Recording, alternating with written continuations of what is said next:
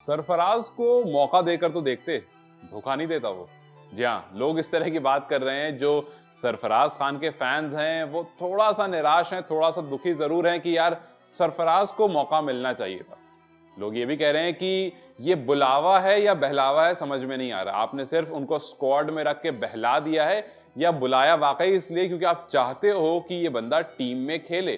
क्योंकि Sarfaraz over the years उन्होंने जितना परफॉर्म किया है और ऑलमोस्ट 70 का एवरेज है उनका, और अगर एक खिलाड़ी का 70 का फर्स्ट क्लास एवरेज है तो उसका टीम में आना बनता है। क्योंकि याद कीजिए जब विराट कोहली टीम में आए थे तो उनका एवरेज फर्स्ट क्लास का कुछ 47 का था। तो अगर एक खिलाड़ी फर्स्ट क्लास में लगातार परफॉर्म कर रहा है तो उसको टीम में होना चाहिए था। फिर कुछ तरफ लोग ये भी कह रहे हैं कि जैसे इरफान पठान उनमें से, कुछ तरफ लोग ये कह रहे हैं कि पाटीदार काफी टाइम से इंतजार कर रहे थे। पाटीदार ने भी परफॉर्म करा है। पाटीदार भी जो उन्होंने 55 मैचेस खेले हैं, 48-49 का एवरेज है, और अभी इंग्लैंड लॉयंस के खिलाफ जब खेल रहे थे तो उन्होंने 2 सेंचुरी लगाई थी, एक में कुछ 111 और एक में तो 2 सेंचुरीज लगाई थी उन्होंने। और वहीं सरफराज की एक 161 की इनिंग आई थी, और दोनों अभी अच्छी फॉर्म में। बट अभी की अगर रीसेंट फॉर्म्स आप देखेंगे तो उसके हिसाब से पाटीदार बेहतर है। और इस वजह से जब विराट कोहली ने अपना नाम वापस ले लिया था तो टीम ने पहले पाटीदार को एंट्री दी थी, ना कि सरफराज को। सरफराज सेकंड प्रेफरेंस थे। सरफराज को एंट्री तब दी गई जब केएल राहुल टीम में आए, ना कि तब जब आपको विराट कोहली टीम से बाहर चले गए थे। तो इरफान पठान भी ये बात मानते हैं कि सरफराज को अभी मौका मिलने में थोड़ा टाइम है और पहली प्रेफरेंस जो है वो रजत पाटीदार ही होगी। और ये बात इरफान ने पहले ही कह दी थी, मतलब कल ही कह दी थी, मैच शुरू होने से एक दिन पहले ही। अब यहां पर जाहिर सी बात है जो लोग सरफराज को देखना चाह रहे थे, आज सरफराज टीम में इंक्लूड नहीं है,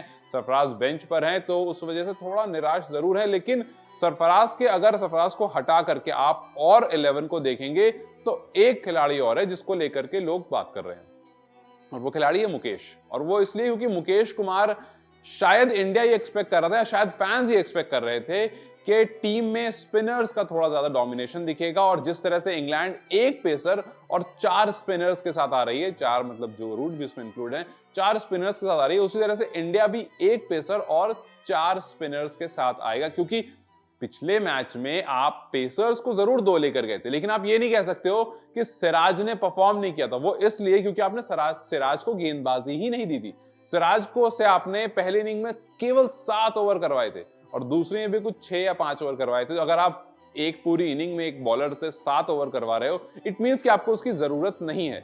अगर आपको उसकी जरूरत नहीं है तो जाहिर सी बात है आप उसको बाहर दो। क्योंकि पार्थिव पटेल ने भी बात कही थी कि अगर आपको जरूरत नहीं है तो आप उसको बाहर रखो। आप क्यों खामखा लेकर रख रहे हो? आप इससे अच्छा स्पिनर्स को रखो। आपको अगर लगता है कि पिच पर स्पिन अच्छी मिल रही है, बॉलर्स को हेल्प मिल रही है, तो आप एक और स्पिनर ऐड कर लो। और अगर यहां पर आप वॉशिंगटन सुंदर को ऐड कर लेते तो आपकी बैटिंग भी और स्ट्रांग हो जाती।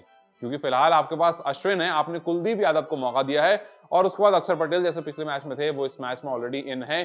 तो यहां पर मुकेश के अलावा अगर वॉशिंगटन को जगह मिलती, आपकी बैटिंग भी स्ट्रांग हो जाती और आपका जो स्पिन डिपार्टमेंट है वो भी और स्ट्रांग हो जाता। क्योंकि यहां पर स्पिन मिलने की भी आशाएं थोड़ी सी ज्यादा है। अब देखते हैं कि मुकेश का जो इंक्लूजन हुआ है वो किसी तरह से फायदेमंद होता है या नहीं। क्या पिछले मैच की तरह जैसे सिराज को आपने खिलाया बट बॉलिंग नहीं दी बहुत ज्यादा, क्या उस तरह से आप मुकेश को भी यहां पर खास यूटिलाइज नहीं कर पाओगे, या फिर आप मुकेश से कुछ निकाल लोगे, या फिर मुकेश आकर के कुछ विकेट ले लेंगे? क्योंकि एंडरसन जब शुरू के ओवर्स कर रहे थे तो उनको अच्छी स्विंग मिल रही है, और अगर शुरू के ओवर्स में ये स्विंग मिलती है तो मुकेश भी कुछ कमाल कर सकते हैं। आपको क्या लगता है, क्या मुकेश का टीम में होना सही है अभी इस पिच पर, और क्या सरफराज को एंट्री मिलनी चाहिए थी, या फिर अगर आगे आने वाले मैचेस में, क्योंकि आगे आपके पास कोहली आ जाएंगे तो जाहिर सी बात है एक खिलाड़ी बाहर जाएगा, तो आगे आने वाले मैचेस में गिल या अय्यर अगर परफॉर्म नहीं करते हैं तो उनको बाहर भेजकर फिर सरफराज की एंट्री हो सकती है? क्योंकि अभी इसके बाद 3 मैचेस और हैं।